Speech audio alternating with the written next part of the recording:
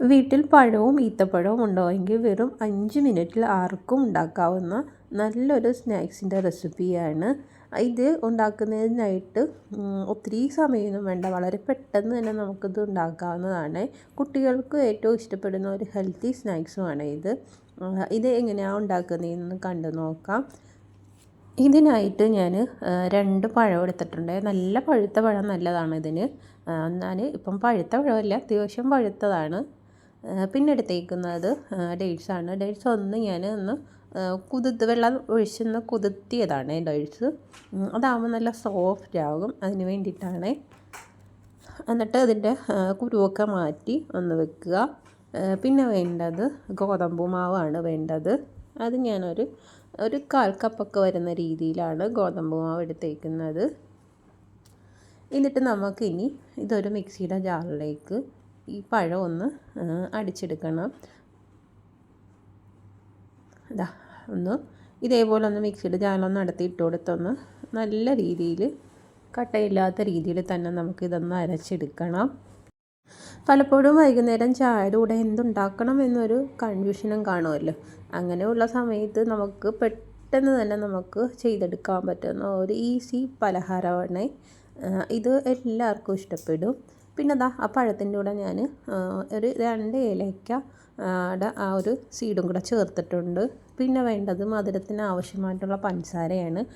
പഞ്ചസാര ഓപ്ഷനിലാണ്, നിങ്ങളുടെ ഇഷ്ടത്തിന് ഇട്ടാൽ മതി. നമുക്ക് ഡേറ്റ്സിൽ മധുരമുണ്ട്, ആ ഒരു മധുരം മതിയെങ്കിൽ നമുക്ക് അങ്ങനെ എടുക്കാവുന്നതാണ്.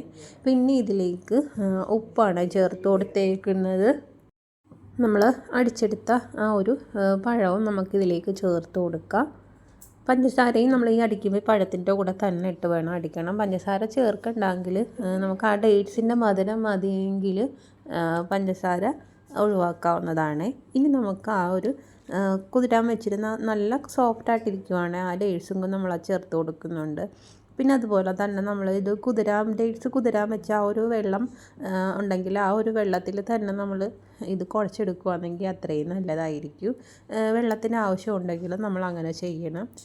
ഡേറ്റ്സ് പക്ഷേ മിക്സിയുടെ ജാറിലിട്ട് നമ്മളത് പൊടിച്ചെടുക്കരുത്. നമ്മൾ ഈ മാവ് കുഴയ്ക്കുമ്പോൾ തന്നെ ആ ഡേറ്റ്സ് ഒന്ന് കൈകൊണ്ട് തന്നെ ഒന്ന് ഞെവിടി എടുക്കുമ്പോൾ അത് കുതിർന്നിരിക്കുന്നത് കൊണ്ട് തന്നെ നമ്മളത് കൈകൊണ്ട് കുഴയ്ക്കുമ്പോൾ തന്നെ നല്ല രീതിയിൽ മാവിലെല്ലാം മിക്സാവും. പിന്നെ ഇടയ്ക്കൂടെ നമുക്കത് കഴിക്കാൻ കിട്ടുമ്പോഴൊരു ടേസ്റ്റാണ്. പിന്നെ ഞാൻ ഒരു 1/2 കപ്പോളം വരുന്ന രീതിയിൽ തേങ്ങ ആണ് ചേർത്ത് കൊടുക്കുന്നത്. തേങ്ങ ചേർത്ത് കൊടുക്കുമ്പോൾ തോനെ തേങ്ങ ഒക്കെ ചേർത്ത് കൊടുത്താൽ നല്ല ടേസ്റ്റായിരിക്കും ഈ ഒരു പലഹാരത്തിന്. എന്നിട്ട് നമുക്ക് നന്നായിട്ട് ഇതൊന്ന് മിക്സ് ചെയ്തെടുക്കാം. ഇവിടെ ഞാനത് ഒന്ന് കുഴച്ചെടുത്തിട്ടുണ്ട്. ഈ ഒരു രീതിയിൽ നമുക്ക് ഒത്തിരി പാടൊന്നുമില്ല, കുറച്ചൊന്ന് വെള്ളം ഒഴിച്ചൊന്ന് കുഴച്ചെടുത്താൽ മാത്രം മതി. എന്നിട്ട് ഇതേ രീതിയിൽ തന്നെ നുള്ളി ഇടണം. അതൊരു ഷേപ്പൊന്നും വേണ്ട. ഇങ്ങനെ പിച്ചി നമ്മൾ ഓയിലോട്ട് ഇട്ട് കൊടുത്താൽ മാത്രം മതി. ഈ ഒരു രീതിയിൽ വേണം നമ്മളെടുത്ത് എണ്ണയിലിട്ട് കൊടുക്കാൻ. അതിനൊരു പ്രത്യേകിച്ചൊരു ഷേപ്പ് എടുക്കേണ്ട കാര്യമൊന്നുമില്ല. ഈ ഒരു രീതിയിൽ വേണം നമുക്ക് ചെയ്തെടുക്കാൻ. എന്നിട്ട് നമുക്കിതൊന്ന് പാനിൽ ഓയിലൊന്ന് ചൂടായതിന് ശേഷം നമുക്ക് ഇതുപോലെ ഇട്ട് കൊടുക്കാം.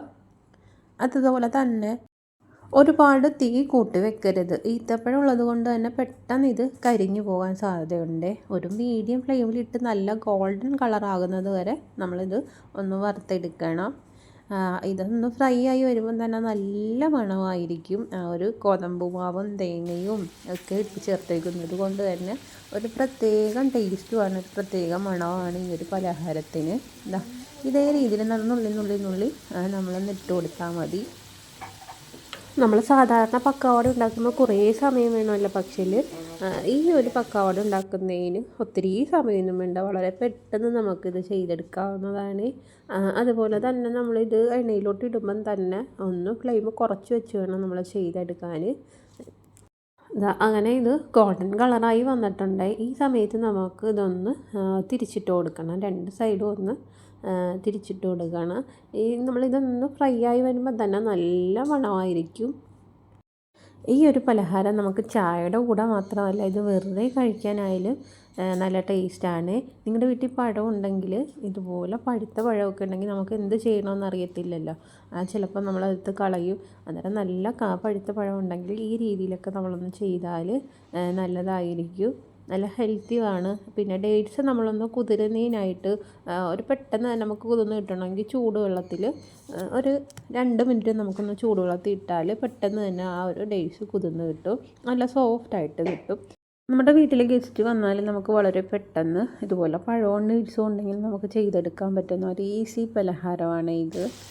ഇതാ അങ്ങനെ 2 സൈഡും അതൊന്ന് ഫ്രൈ ആയി വന്നിട്ടുണ്ട്. നമുക്കിനി ഇത് ഓയിലിൽ നിന്നൊന്ന് കോരി മാറ്റാം. അങ്ങനെ ഞാൻ എല്ലാം ഒന്ന് ഫ്രൈ ചെയ്തെടുത്തിട്ടുണ്ട്. കാണുമ്പം തന്നെ നിങ്ങൾക്കറിയാം നല്ല ക്രിസ്പിയാണ്, അതുപോലെ തന്നെ നല്ല ടേസ്റ്റിയാണ്. ഒപ്പം നമുക്ക് പുറമേ നല്ല ക്രിസ്പിയാണ്, ഉള്ളിൽ നല്ല സോഫ്റ്റ് ആയിരിക്കും. നമുക്ക് കഴിക്കാനായാലും ഇഷ്ടപ്പെടുന്ന നല്ലൊരു ഈവനിങ് സ്നാക്സ് റെസിപ്പിയാണ്. നിങ്ങളെല്ലാവരും ഒന്ന് ട്രൈ ചെയ്ത് നോക്കുക. നിങ്ങൾക്ക് വീഡിയോ ഇഷ്ടമായാൽ ചാനലൊന്ന് സബ്സ്ക്രൈബ് ചെയ്യാനും ലൈക്ക് ചെയ്യാനും മറക്കല്ലേ.